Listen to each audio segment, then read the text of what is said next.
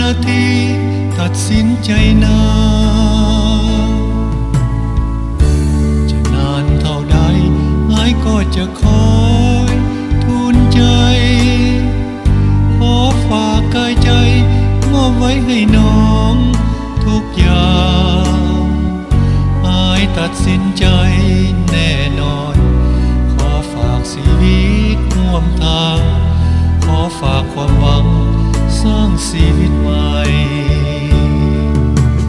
ไอ้นั้นตั้งคำถามตัวเองไอ้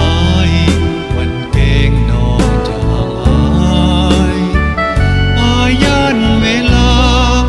จะพาน้องเปลี่ยนแปลงไปแผลเก่าไอ้ยังบ่หายอย่าน้องมาซ้ำอีกทีจะใส่เวลาพิสูจน์ใจอาย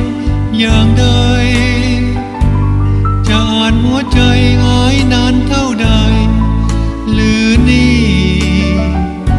วางใจได้แล้วการดาเลี้ยงน้องเมตตาราณีสิ่งที่อายนี้คือความจริงใจ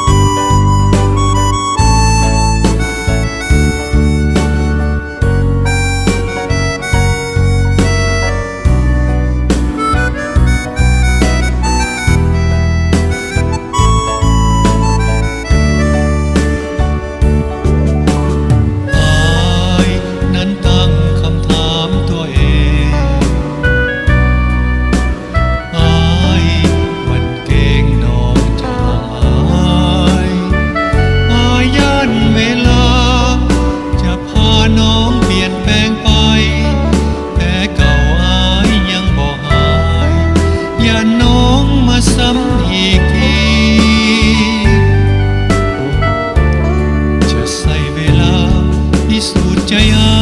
ยอย่างใดจะอ่านหัวใจ